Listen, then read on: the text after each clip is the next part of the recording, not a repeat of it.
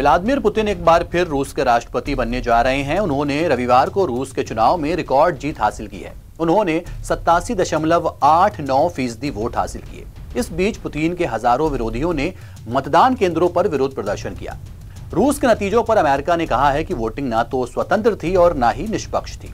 Putin के हाथ इतना बड़ा जनमत कैसे लग जाता है, चलिए इस पर विस्तार से बात करते हैं। पुतिन सन 2000 से ही रूस की सत्ता पर काबिज हैं। 2008 से 2012 तक वो प्रधानमंत्री रहे। तब उनके वफादार दिमित्री मेदवेदेव राष्ट्रपति थे। इस समय को छोड़ दें तो पुतिन 2000 से अब तक लगातार राष्ट्रपति चुने जाते रहे हैं। उनके लंबे शासन की वजह रूसी संविधान के उस हिस्से को दरकिनार किया जाना था जो निवर्तमान राष्ट्रपति को तीसरी बार चुनाव लड़ने से रोकता है। खैर, वो इस चुनाव के बाद अगले 6 सालों तक सत्ता में रहेंगे। 2030 में पुतिन फिर से चुनाव लड़ने के काबिल होंगे। इसका मतलब यह है कि वो 2036 तक राष्ट्रपति पद संभाल सकते हैं।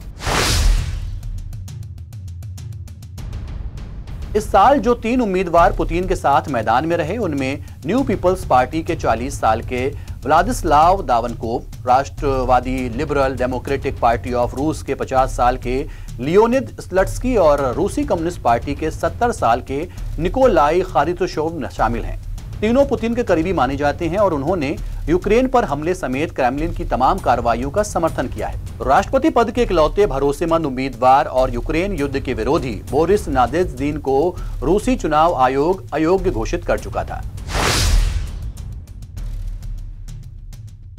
चुनाव से पहले फरवरी 2024 में पुतिन के प्रतिद्वंदी Alexei Navalny high security architect jail colony में मरे हुए पाए गए थे। नवलनी के करीबियों का आरोप है कि उनकी हत्या की गई है और इसके लिए पुतिन जिम्मेदार हैं। वहीं क्रेमलिन ने इस आरोप को झूठा बताया है। रूस में राजनीतिक पर्यवेक्षक इस चुनाव को जनमत संग्रह के तौर पर ले रहे थे। वो देखना चाहते थे कि लोग पुतिन के साथ हैं या उनके खिलाफ। वैसे पुतिन अपने पक्ष में जनमत जुटाने में कामयाब रहे हैं। लेवाडा सेंटर ने जनवरी 2024 में किए गए एक सर्वेक्षण में बताया कि 77% रूसियों ने सेना की गतिविधियों को मंजूरी दी, जबकि 85% ने पुतिन के कामों को सही बताया। सोवियत संघ के विघटन के बाद उपजे संकट और उससे निपटने में तत्कालीन राष्ट्रपति येल्त्सिन की नाकामी ने मजबूत और निर्णायक नेतृत्व की आवश्यकता जाहिर कर दी थी। येल्त्सिन ने पुतिन को एक मजबूत और ताकतवर नेता के तौर पर देखा और पुतिन उनके लिए काबिल उत्तराधिकारी बन गए। भले ही येल्त्सिन सरकार के कई लोकतांत्रिक पहलू धीरे धीरे गायब होते गए, लेकिन ज्यादातर रूसियों ने उस व्यवस्था को स्वीकार कर लिया जो पुतिन सालों की उथल पुथल के बाद देश में लाए थे।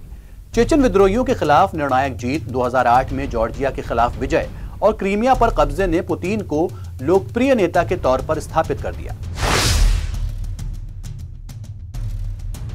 यूक्रेन युद्ध के बाद बदलाव के आसार दिखने लगे और पुतिन की लोकप्रियता में कमी आई।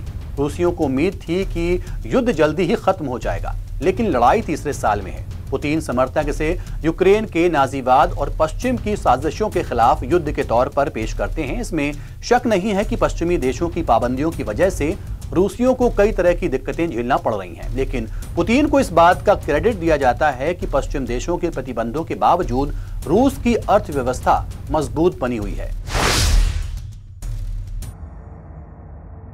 पुतिन किसी न किसी तरह रूस की अनूठी सभ्यता की अहमियत को पेश करने में सफल रहे हैं। टीवी और अखबार आजकल पारंपरिक रूसी समाज के गुणों की तारीफ करते खबरों से भरे हुए रहते हैं। पुतिन के पक्ष में सबसे बड़ी बात यह है कि उनका यह आरोप ज्यादातर लोगों को आज भी सही लगता है कि पश्चिमी देश रूस को दबाना चाहते हैं। दूसरे लफ्जों में कहा जाए तो रूसी हितों के लिए खड़े होने के पुतिन के दावे को पश्चिम के देशों ने आसान बना दिया है।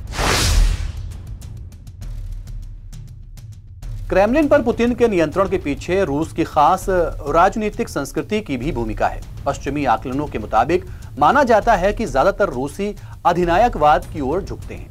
लोकतंत्र समर्थकों की बिरादरी बहुत छोटी है। माना जाता है कि यह मानसिकता रूस की राजनीतिक संस्कृति, निरंकुश सरकारों के इतिहास और लोकतांत्रिक चेतना की कमी में निहित है। कुछ शिक्षाविदों का तर्क है कि रूसी एक साथ निरंकुश और लोकतांत्रिक दोनों है। तो ये कुछ ऐसे कारण हैं जिन्होंने पुतिन को रूस की सत्ता तक एक बार फिर पहुंचा दिया। देखते रहिए एनबीटी ऑनलाइन।